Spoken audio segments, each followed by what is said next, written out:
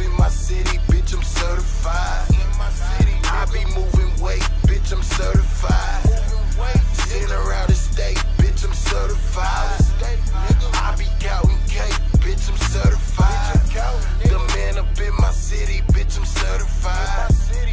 I be moving weight, bitch, I'm certified. Sitting around the state, bitch, I'm certified. I be counting. What's going on, my people? This is your boy, Christopher Twisted Pup Surratt, bringing you another edition of UFC Review. On tonight's show, we're going to review the UFC 288 fight, with the main event being my man, Aljamain Sterling, versus Henry Cejudo, one of the great UFC fighters of his time. And he came back off of retirement to take on Sterling. And of course, the night was fantastic with splendid fights all night. Some really great things. If you missed it, you missed out on some great stuff. So make sure you catch any rewinds that you can, because it was an awesome set of fights. But tonight we're going to talk about not only the fights, but something that a couple people noticed about the fights, specifically me. And of course, I wasn't going to mention it till I saw a little speakeasy with one of the fighters, but that's for the future. Let's get to those fight results. So, the couple of fights I really want to talk about, I want to make sure I say something about the Movsar Evloev defeat of Diego Lopez. And it was a unanimous decision, but it was a really hard fought fight. Lopez had him in a submission hold, and I thought he was going to give up, but he wiggled out of the arm. Had him in an arm lock. It was nasty, and it really looked like Evloev was going to lose the fight. But he survived that and went on to win a unanimous decision. And also, really great fight by Xiaonan Yan against Jessica Andrade. I've seen a couple of Andrade fights. She's a good fighter, but Yan just let her have it in that first round. It was very impressive. Can't wait to see more of the Yan fights and see her progress as her UFC career progresses. Now, I'm going to skip the co-main event because I want to really dig into that. And we're just going to talk about the Sterling Cejudo fight. Now, it was a great fight. I expected a great fight. I really, when it was over, I didn't know really who won. You know, Sterling had some great moments. Cejudo had some great moments. I really thought that Cejudo was going to steal it away from Sterling, but Sterling had ended up with some takedowns that I really think won him the fight, and he maintained that belt. And really, the exciting part really was after the fight when I think the guy Sean O'Malley came up into the ring and with with the Michael Jackson jacket on, and then the homie stole his jacket and ran out of the ring. That was awesome. So it was, UFC had some real comical stuff going on after that main event. So, just another great reason to tune into UFC. But let's jump into the co-main event. The co-main event was between Bilal Muhammad and Gilbert Burns. And if you're familiar, Gilbert Burns fought just a couple weeks ago against one of my favorite new fighters, Jorge Masvidal, and dominated him. Really dominated Jorge Masvidal. I thought that Gilbert Burns was going to be set for a championship fight, and I really think that the reason they had him fight on the UFC 288 card was to get him to a championship fight. Bilal Muhammad had other thoughts. Bilal Muhammad dominated this fight. Early in the fight, he took out one of Burns' arms with some of the most destructive kicks that I've heard and seen in a long time, and kept on just kicking the crap out of Gilbert Burns.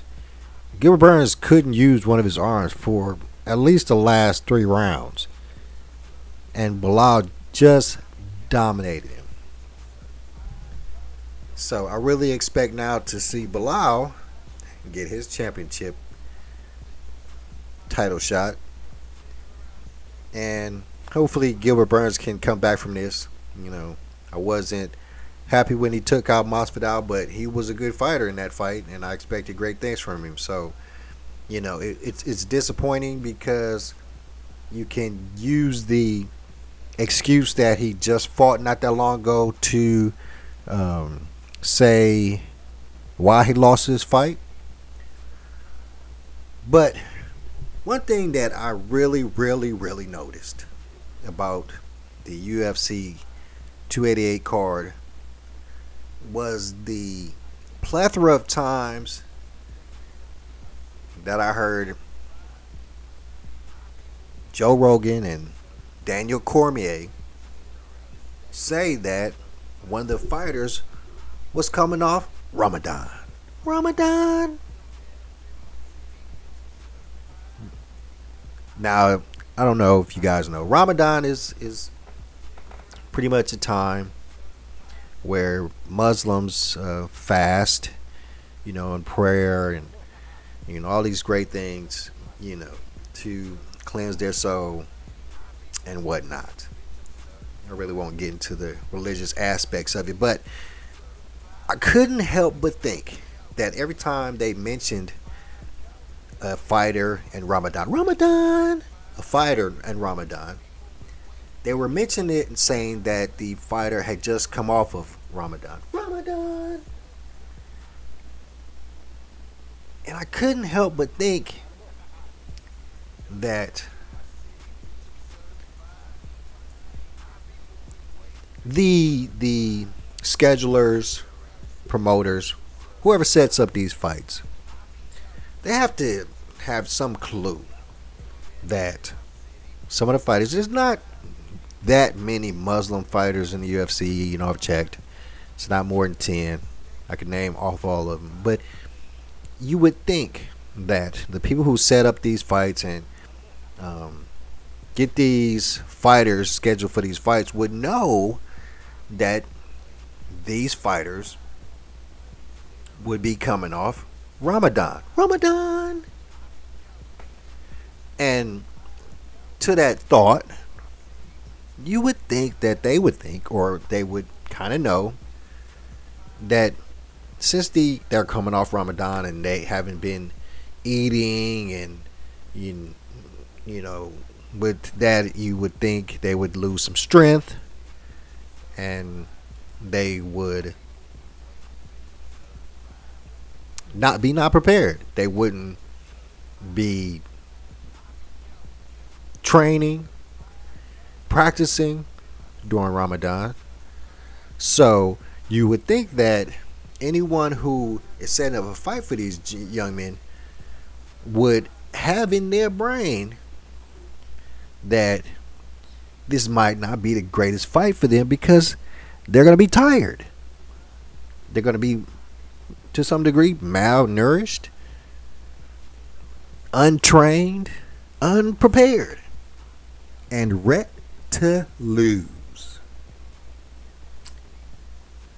Now, the two fighters who we know are Muslim and we're fighting in UFC 288. I'm almost positive There were several other fighters, specifically in the prelims, that were Muslim, but you know, we're just gonna focus on these two, and we're talking about Evlov and Bilal Muhammad. And of course, nobody's making a big deal about it, and I don't, I really don't want to say that UFC is a place where somebody's taking advantage of somebody to the point where they know that these fighters would be in a weakened state and they could possibly lose this fight because they were just coming off of Ramadan. It's possible. It's quite possible that it was planned that way. Now, Evlov, when he did his after fight interview with Joe Rogan, he spoke on it. Spoke on, how he was just coming off Ramadan, and he was tired.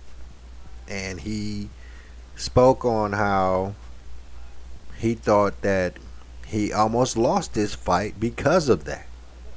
But he also admitted that his opponent had just taken a fight as well. So he really didn't make that an excuse. And Bilal Muhammad, on the other hand, said that him coming off Ramadan helped him in his fight, and it sure looked like it. It sure looked like he was prepared. So we're just going to sit here and say, because we love the UFC, and we try not to cast dispersions on entities that we love, but we are pointing out the coinky dink. It's quite coinky-dinkle. Matter of fact, it's quite coincidental that these young men, fresh off Ramadan, were fighting in these fights. And thank Allah that they won. Because if they had lost, I might have a different perspective.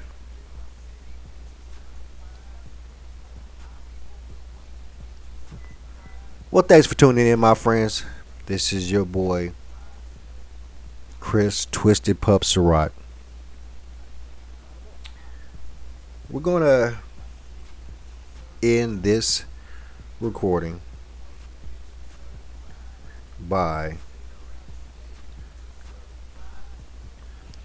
saying that we don't do a lot of reviewing of boxing matches. But we just heard recently that a young Filipino boxer, Kenneth Egano, died from his injuries in a fight over this past weekend.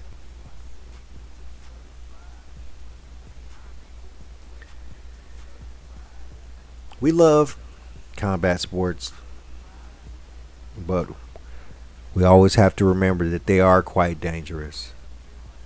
So make sure you applaud these gentlemen who may be awarded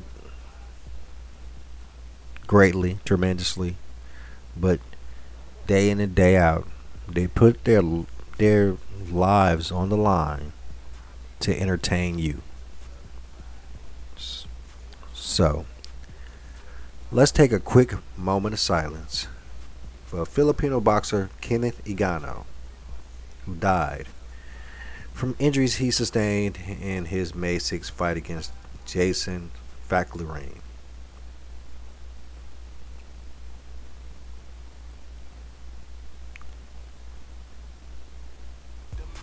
All right, my friends, thank you very much for tuning into the show. Check out our next UFC review. We'll be coming at you really soon. Congratulations to the champ Sterling and Bilal Muhammad.